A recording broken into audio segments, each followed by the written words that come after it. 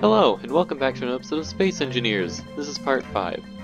Last time, we built this little thing over here, and as you can see behind me we have a little bit of expansion that I've done. I've made good use of this thing, getting resources and things, flying around. You can only actually fly it for like 5 minutes before you need to land, but it's still incredibly useful because I can carry ridiculous amounts of resources. Speaking of which, I took a full load of this, well, about half a load of this is iron, then like some cobalt, and then some other things, and I smelted it down, and now we have so many resources we actually can't fit all of them in here. Like I have some more, I believe I put some in here, was it? No. I did have enough resources to make a big, whatchamacallit, storage crate, so that just shows you how much stuff we have. Where did I put the iron? Was it back here? Yes, it was, okay. Another thing I did off camera, I figured out how conveyors work. So you have to connect them to the actual, like, interface, you can't just connect them to the block. So now I have, well, one thing that I made, which is a hydrogen-oxygen generator, basically what I have on my survival pod over there, and that just goes over onto here, and then I also have one leading from my refinery into my actual assembly table thing. So yeah, we finally have the slightest bit of automation. Now, something I've noticed that's a real big problem is, as you know, this thing runs through power real fast and it doesn't exactly generate it too quickly. Like, these batteries never show that they're more than like 1% filled, but that lasts like 5 minutes. So I got to thinking, what if I could generate a ridiculous amount of power all at once and then just like charge this thing up using said power, because you can connect these to the actual build. Like, I don't technically need to use landing pads, I could just use a connector. And if I did that, I probably wouldn't remove the solar panels, because the solar panels kind of make it look like a bumblebee, and that's kind of nice. And also, they make it so that I have safety in case I ever end up getting stranded somewhere, then I can just wait till day and then wait a while. Then once it comes around to nighttime, I can fly no problem. But I think today gonna basically do what I did with these solar panels and those wind things. Gonna make a huge, just power grid, I guess. Just get as much power as I possibly can.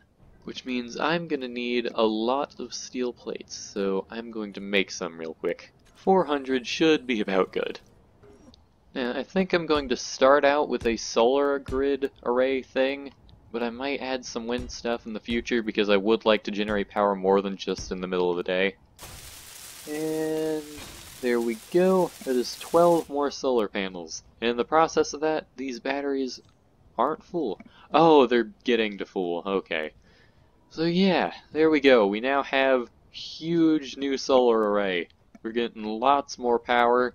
Not as much power as I want, though. I want way more power than this, and I also want more power storage. I would like to be able to build reactors, but sadly, since I don't have access to uranium yet, that's gonna be a while before it happens. So instead, I'm gonna keep extending this until I guess, run out of silicone, because I am definitely burning through that pretty quickly. We have reached a point where one of our resources is not plentiful enough. It's silicone, one of the ones that I didn't actually farm for. So I guess that is going to be our first resource that we have to go find. Silicone, there we go, show on HUD, where is this? It's 1.41 kilometers that way. Okay, so I'm going to fill up my stuff, check to see how much power my ship has, and I think we're ready to go. I should probably put up my 57 steel plates. Probably don't need to bring that with me. See if I can remember how to fly this thing. Okay, that's how you move the camera around. So, thrusters on. Is that thrusters? No, it was not. It was something. Let me try 9.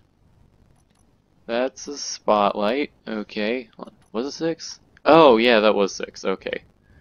So I'm gonna have 3 minutes to do this.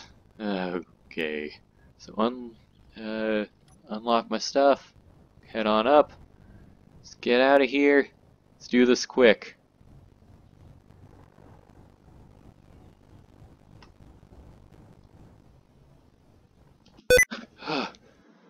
Sticky keys scared the crap out of me. I thought I crashed for a second.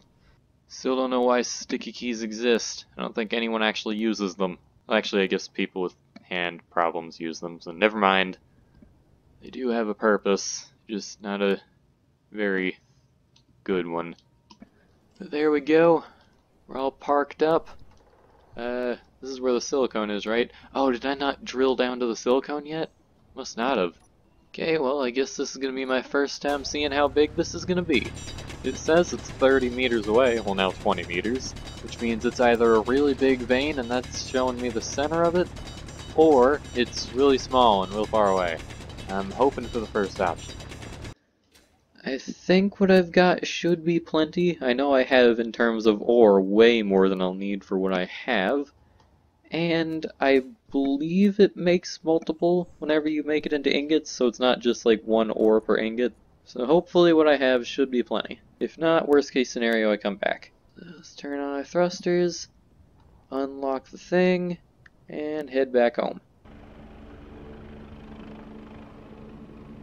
Now is when we get to see whether what I made works or not. So if I put this into the refinery, then it gets taken out, and this is producing things. Yes! So I finally have some sort of functional automation.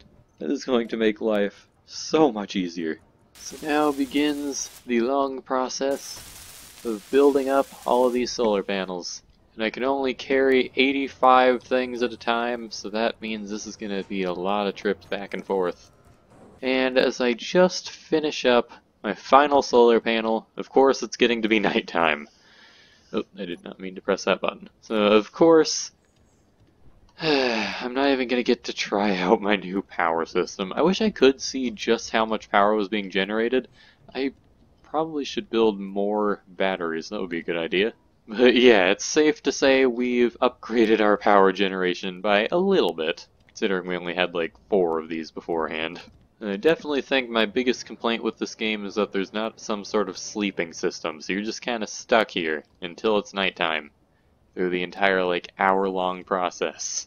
But, oh well, that's probably why we have wind turbines. It's for that specific purpose. In fact, I probably should make more of those. How do I make wind turbines?